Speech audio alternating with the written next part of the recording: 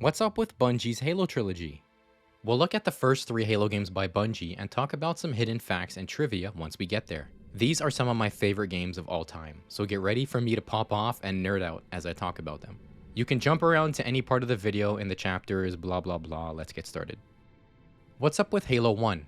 The game launched in 2001 for the original Xbox. The game was originally being made for the Mac and was an RTS or some shit until Microsoft came in and nabbed it for themselves. The game was repurposed as an FPS and used to push the Xbox as a new console on the market, and ended up selling over 5 million copies. Let's start off with the first fact. In 2000, Bungie released a 9-minute trailer, and while looking pretty close to the final product, like the Wraith and the Energy Sword, it also had some aspects that would end up being cut, like the Gauss Hog and the wildlife.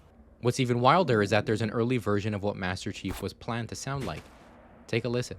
Recon reporting. Hostiles have been neutralized. Say again? Over. The drop zone is clear. I repeat, the drop zone is clear. Yeah, it sounds horrible, at least compared to what we would get with Steve Downes. A link to the trailer is in the description. We'll talk story now with heavy spoilers, but I'll make it quick, mainly talking about the major story beats. Skip over the story section if you don't want any spoilers. The game starts with this big-ass ship, the Pillar of Autumn, exiting slip space on the run from the Covenant, which are evil alien dudes. Captain Keyes is speaking with the ship's AI, Cortana, about what to do next. They agree to prepare everyone for combat, and this entails waking you up. John Cheeks. You make your way to the bridge to meet Keyes, where he gives you Cortana as a gift. What a nice man. He's gonna try and land the ship on the ring planet you guys just came in contact with, as you make your way to the escape pods. You make it down to the planet with the help of dead Marines, and take it upon yourself to rally any other dead Marines that may have survived their trip to the ring's surface. You find out that the Autumn made it down, but the Covenant captured Keyes and locked him in prison for pirating movies. You go save him, and this is where you find out that the ring planet is actually called Halo. They call it Halo. And the Covenant worship it for whatever reason, even though it's a weapon. To find out more, you get a map of the ring which points you to the control room. And the control room lets you know that you need a key to activate Halo. While getting the key, you play the worst level in Halo's history, while fighting off waves of popcorn enemies called the Flood. Cheeks is like, hey, we can just use the ring to kill the Flood since they've been such an occasional inconvenience up to this point. As you're about to fire it, Cortana stops you. You then find out it won't just kill the Covenant but every living thing. The Covenant don't know about this and are still brainwashed, so the rest of the game you find a way to make sure no one can activate Halo. The game is a first-person shooter with 2 factions of weapons. The humans have the assault rifle, pistol, shotgun, sniper, and rocket launcher. The Covenant have the plasma rifle, pistol, needler, fuel rod, and sword. The 2 latter weapons can't be used by you in this game. Each gun has a use case where it outshines all the others, and this is why the multiplayer became so infamous. The pistol is your run-of-the-mill precision weapon though, which will later be replaced by the BR, and is mostly used at long range while the AR is used up close. The Covenant rifle and pistol don't need to be reloaded since they are plasma energy based. They just overheat when fired quickly. There are only a few vehicles, but they each serve a purpose. The Warthog is your 3-seater squad-based ground vehicle, awkward but fun to drive. The Banshee is the aerial vehicle, the Ghost is a single-seater ground vehicle, and the tank is, well, the tank. The games continue to add more, but they always keep these main 4 going forward. The music is one of the reasons these games are so highly regarded. Marty O'Donnell and Michael Salvatore did all of the music, with Marty mainly taking the helm and also being the audio lead on the game, meaning he was also key when it came to recording and editing the actor's performance. The music itself is incredible, and it fits with the story and stakes in any given scenario. All of the Halo games are highly regarded in terms of music, so if I mention it later again in the video, I'll feel like a broken record. The music slaps, we'll just leave it at that. Let's do another quick fact. I wanted to let you all know of the potential names that Bungie was thinking of when they made the first game. So we all know that this version of the Halo engine was codenamed Blam, and it was also the working name until the team came up with a better one. Some of the others include the Santa Machine, Solipsis, the Crystal Palace, Star Shield, Hard Vacuum, and Star Maker. The team also hired a company to help them with the naming, and they heavily suggested titling the game Covenant, and we know how that turned out. But it ended up being one of Bungie's artists who came up with the name Halo, and it stuck. I actually think the name Solipsis sounds kinda cool. Some observations before we talk negatives. In the first mission on the Pillar of Autumn, there's a door that's busted and you need to melee it to get through. Don't be fooled, this is not a new mechanic and you will never do anything like this again in the entire series. There's some ways where you can break the game though, or speed your way through a mission that don't break the game. Here on Silent Cartographer, you can speed the Warthog down and get through the door before it closes. I couldn't recreate this, but I've done it before, believe me. This is just the start. Halo 2 and 3, there are even more ways to just goof around. The different locations you play in the game keep each area feeling fresh. Even though Halo CE is really the most repetitive game of the trilogy, and I'll speak more on this soon. There's the beach with Silent Cartographer, nighttime in the valley and a Covenant ship with Truth and Reconciliation, the snowy surrounding in Assault on the Control Room, a swamp in 343 Guilty Spark, and there's even a couple more, but you get it.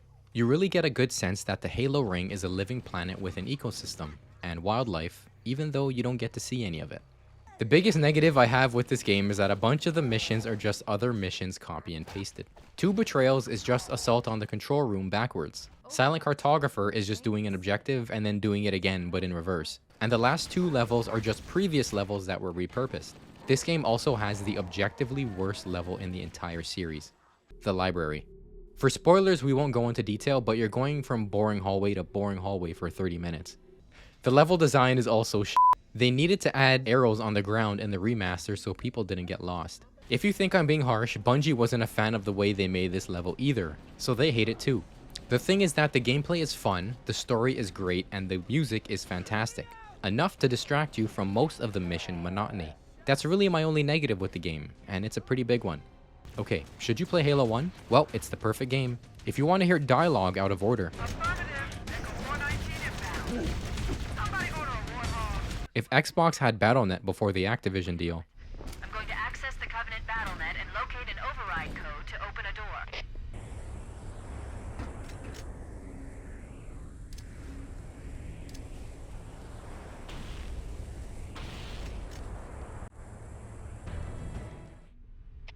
What the f just happened?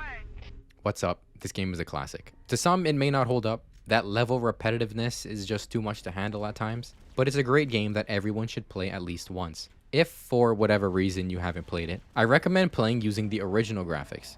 Same for the next game. You can dabble in the remaster, but that's all I'll allow. The gameplay is incredibly fun. The vehicles and guns are all unique. The story in the entire trilogy is easy to follow as well, so you won't get lost. Before we continue, please leave a like on the video and subscribe as well, both of which really help the channel a lot. Thanks. Okay, let's move on to Halo 2. What's up with Halo 2? Halo 2 launched in 2004, 3 years after the launch of Halo 1. Math is mathing. The game was highly anticipated after the success of the first, and ended up selling over 8 million copies. But with that, the crunch that Bungie went through is well known, with the studio working extremely long hours to push the game to the finish line, even cutting a few main story missions in the process. The result is a cult classic, some regard as the best game in the series. Let's talk story again. Same deal, spoilers ahead, so skip ahead to avoid them. The game starts with Chief getting a lecture on how f***ed up his suit was after the events of the first game. You know how expensive this gear is, son? Chief, Johnson, and Keyes' daughter, Miranda, accept awards for their acts protecting humanity. Meanwhile, an elite only known as the Arbiter is on the Covenant capital city, High Charity, getting stripped, figuratively and literally, for f***ing up and allowing the humans to destroy the ring. For now, Chief defends Cairo's station and disarms the bomb before it goes off. 2 other sister stations succumb to that fate. Idiots. On Earth, the humans move to defend from the Covenant assault, taking down a scarab in the meantime. The Prophet runs away, leading them to another Halo ring. That is another Halo. Meanwhile, Arbiter is tasked on a suicide mission to kill a rogue elite, who is turning members of the Covenant against the Prophets. This elite is speaking the truth, but no one knows that yet. They would use the faith of our forefathers to bring ruin to us all. The popcorn guys come back and ruins everyone's fun, while the Covenant have a civil war going on between the elites and a new faction to the series called the Brutes. Chief and the humans rush to get the new index for the ring, but they're too late. The Popcorn King sends Chief to High Charity and Arbiter to the control room to search for the sacred icon before Tartarus, the Monkey King, can activate Halo. Arby stops the ring from firing, and Chief chases Truth once again. A few things change from the first game. Firstly, the graphics get a bump, and the health system is gone. Chief has his regenerating shield with no health packs to worry about. The assault rifle is gone, replaced by the SMG, which can now be dual-wielded. The strong-ass pistol is also gone, now replaced by the battle rifle for the rest of the trilogy. Chief can also jump much higher, which is great because the jump height in the first game was rough. More vehicles as well, including the Covenant Wraith, as well as a new Gosshog that was cut from the previous game. A new mechanic is the ability to board enemy vehicles. For the Banshee and Ghost, you kick them out, stealing the ride for yourself. But for the Wraith, you melee the outside and plant a grenade, instantly destroying it, further proving how much more mobile Chief has become. There are more weapons on the Covenant side as well. Not only can you use the Fuel Rod and the Energy Sword, which were cut from the first game, but they also have the Battle Rifle and Sniper equivalent in the Carbine and the Beam Rifle, fully fleshing out Covenant's arsenal of weapons. They also have a Warthog equivalent with the Spectre, but it's kinda shit, so we don't talk about it. I'm gonna cheat a bit here with the facts section, since everyone knows about the I Love Bees campaign, the Mongoose that was planned for Halo 2, the cut levels, the Flood Juggernaut, and all that other stuff. There was a bunch of ideas that the team left for Halo 3, but I have 2 pieces of content for you to get your fact fix. There's a video, linked in the description, by C3 Sabertooth called Halo 2's Lost Ending. The video is like a step-by-step breakdown with sound and visuals to give you the best possible idea of how Halo 2 was planned to end. Spoilers in the video, of course, since it does contain some aspects that did make it into the game. The subsequent fistfight is unfortunately interrupted by Tartarus and his brutes, who, in turn, are interrupted by an honest-to-God Cyclops monster. The brutes blast the beast to death, but the creature's collapsing corpse crashes through the platform, plummeting Arby and the Chief to the complex below. Another piece I highly recommend is mainly for the Halo 2 multiplayer. This is called Halo 2 Artifacts, hosted by Bravo, who was a Halo Pro player and went on to work at 343, interviewing Max Hoberman, who is now at Certain Affinity and working on a secret Halo project.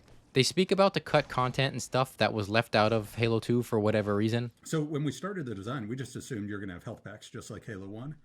And there was never any master design that said that you're not. Somewhere along the lines, Jamie actually kept tuning the health system, right? And the health model and the shields and the way those systems work and their values, they're all tuned in parallel with the weapon system. It's a short podcast series, but it was a very interesting listen. Okay, back to the game. The missions are much more unique and varied. There's a little bit of repeated areas, but it's nothing that would make you annoyed at the game. One big observation that's teetering on being a negative is that the enemies are too weak. The elites die in no time and don't put up a proper fight unless you're on legendary. The hunters feel like plushies, which is ironic because some of the grunts take a hell of a beating before dying. The first game, the elite has an insane shield. Matched with the assault rifle's power, was always like a dance to take one of them down, especially the majors with the red armor. Like I said, this is more of an observation and not a negative. The enemy shield and health system change yet again in the next game, so it's possible Bungie was just experimenting with what works. I love some of the missions in this game. This was one of the first games I bought when I had my 360, and I basically just played Outskirts, Delta Halo, and Uprising over and over again. Those missions are incredible. The scale, freedom, enemy variety, and possibilities in them just made them my favorite. Outskirts, by jumping up on the rooftops and skipping like 60% of the mission, looking around and seeing where there were invisible barriers that would hold me back. Delta Halo for the environment and the weapons the game lets you use. The ruin-like overgrown structures, the green hills were always my favorite to explore. I would specifically play Uprising to make sure all the elites survived. Plus, another big positive is the storytelling in this game. I won't go over details, but this might be my favorite story in the series. The parallel storylines are masterfully done, and the writing is amazing. This is easily the most quoted Halo game by a mile, for better or worse. Oh, I know what the ladies like. Also, with that storytelling note, having the Covenant use different terms for everything was the icing on the cake. The start of the great journey. The sacred icon instead of the activation index, the oracle instead of the monitor, the great journey instead of everyone f***ing dying. It's terms like those that really allow you to see their side of things, even if they're wrong, and understand what they're fighting for. They really do see this as some holy or religious act they must follow through. This game has some higher highs than the first game, but I gotta say it also has some pretty low lows. The 2 missions, Oracle and Quarantine Zone, are flat out boring. I hate these missions with all my being. They rival for me being just as bad as the library. It's just making your way through shit environments in both of those levels. I know people love this game, but I can't stand these missions. First time through the game, honestly, you won't notice. But repeated playthroughs, yeah, you will. Trust me. Should you play Halo 2? Well, it's the perfect game. If you tried to kill Shipmaster, Assume that was an... Careful, Arbiter. I want all the information you've got on the first Halo. Schematics, topography, whatever. I don't care if I have the clearance or not. that's not how that works. If you push the bombs at this spot, and if you want your game to freeze,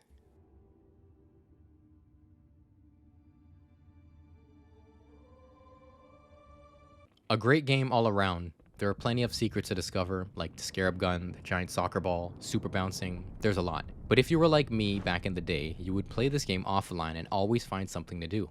I tried so hard to get the scarab gun, but I could never do that. I got the soccer ball pretty easily, and even some of the super bounces were easy to pull off. The campaign is great, and the multiplayer is great. It's another must-play game. Now, let's move on to my favorite game of all time. They let me pick. Did I ever tell you that? What's up with Halo 3? First off, this entire section will contain spoilers. You've been warned. The game came out in September of 2007, 3 years after Halo 2. Yeah, math is still mathing. When it was all said and done, Halo 3 would sell over a staggering 14 million copies, more than the last two games combined. The game had more features than previous games as well, including the campaign and multiplayer, but also a level editor called Forge and a theater mode that would be the best functioning theater in a Halo game even to this day. It would also receive multiplayer expansions, and one that would be bundled in with Halo 3 ODST. Before we get into the story, please remember to leave the video a like. Also to subscribe if you love the video. It really helps the channel. Okay, story time. Chief fell down. The game starts with Johnson and a bunch of dead Marines helping him up to show him the new pet they got. Chief and Arby officially meet, properly this time, and it's kinda awesome. They regroup with Miranda and find out that this time Truth has been digging in Africa looking for something. Turned out that it was a portal to the Ark, where he can activate all 7 Halo rings that the Ark created. Yeah, the Ark creates rings, and was also making one to replace the ring that Chief destroyed in the first game. A replacement. The ring you destroyed. Cheeks is like, hey, let's just blow this shit up early and then cheese it away since it's out of range of Earth. It will wipe out the local flood and take care of the ring itself in the meantime. Chief needs the index to do so he goes to save Cortana, who he left on High Charity at the end of Halo 2. Apparently any index from any ring can activate any other ring. I don't fucking know. Anyways, with Cortana back, they go blow up the ring. Right before doing so, Guilty Spark notes that activating the ring early will destroy the ring and the Ark, so he kills Johnson. Cheeks and Arby kill the monitor and they cheese it to the forward onto Dawn to escape. The ship takes off into slip space but breaks in half. Arby in the front half makes it back to Earth. Chief in the back half is somehow stuck somewhere else in space. He takes a nap and we never hear about the Chief ever again. Okay, a couple things in the game that had me scratching my head. I always wondered why all of a sudden Chief and company wanted to activate the ring at the end of the game. I don't think it's mentioned, but the Ark is 250,000 light years away from our galaxy. The rings are only effective 25,000 light years, and this is mentioned in Halo 1. This installation's pulse has a maximum effective radius of 25,000 light years. Another thing that confused me was that the game makes it clear that the Flood would be totally wiped out after the events of the game. A tactical pulse will completely eradicate the local infestation. Let alone that the Ark would be completely destroyed as well. The Halo Wars 2 DLC disproves that.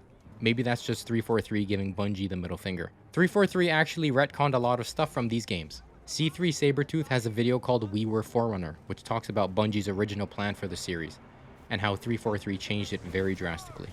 Specifically, Guilty Spark mistakes him for the very same Forerunner who activated the rings 100,000 years ago, a character we now know as the Didact.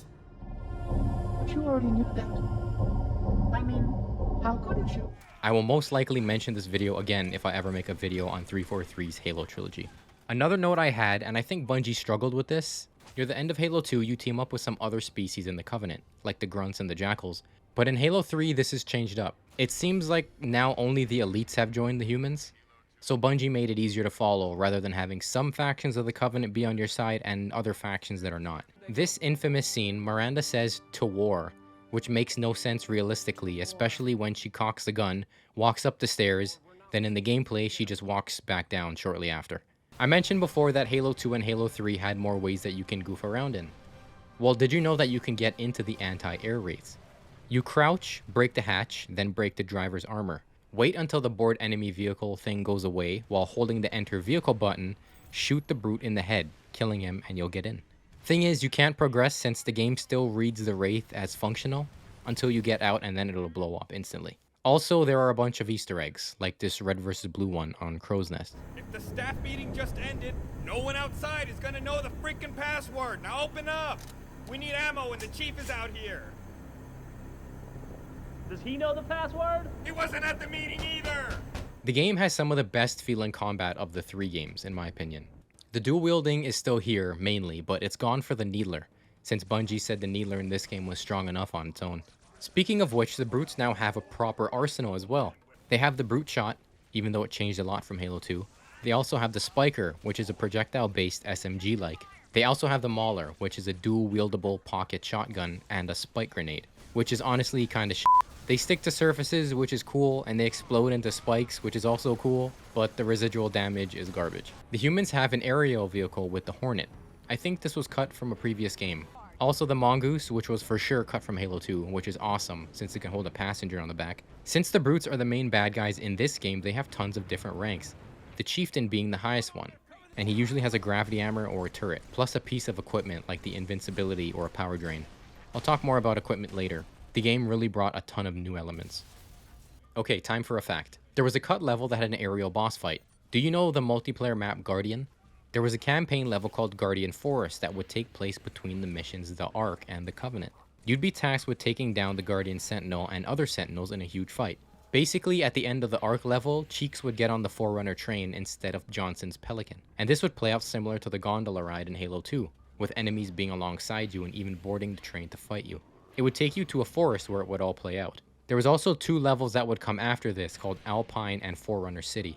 If you ever thought the Covenant felt like 3 levels smushed together, it's because it is. It's a combination of Guardian Forest, Alpine, and Forerunner City's ideas all mixed into one. Links to the former's wiki pages are in the description if you want to read more about them. I think the game has the best moment-to-moment gameplay in the trilogy. I did say this was my favorite game, so get ready. The aiming and the weapons feel the best.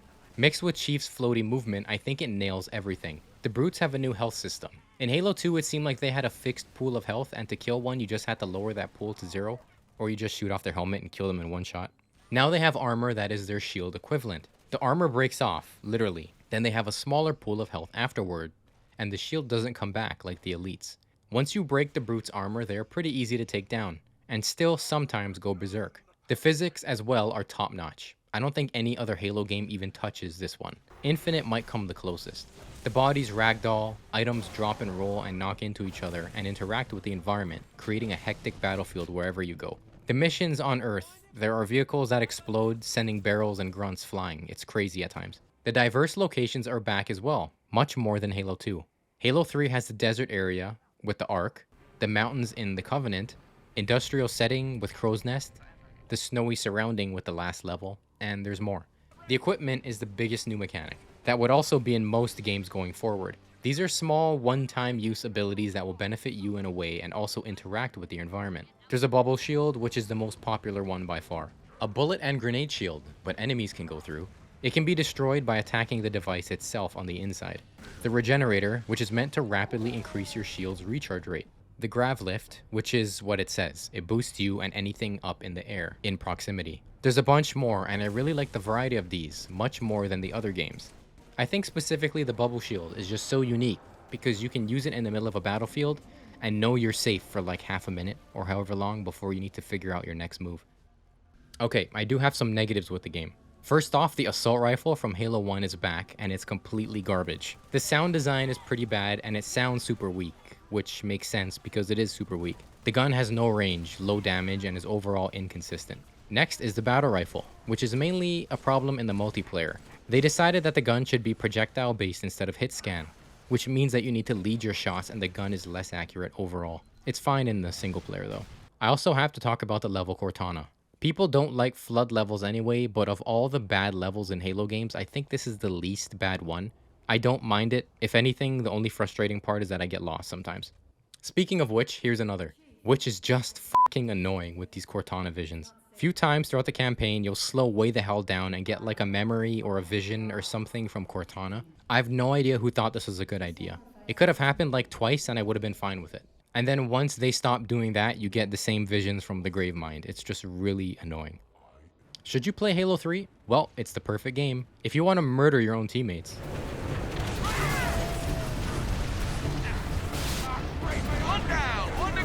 If you want to see floating buggers.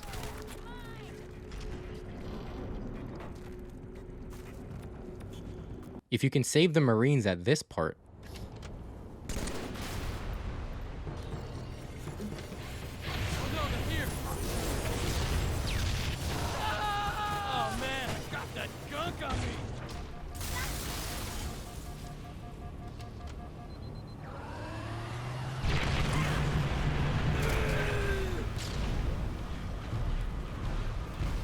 What the f just happened?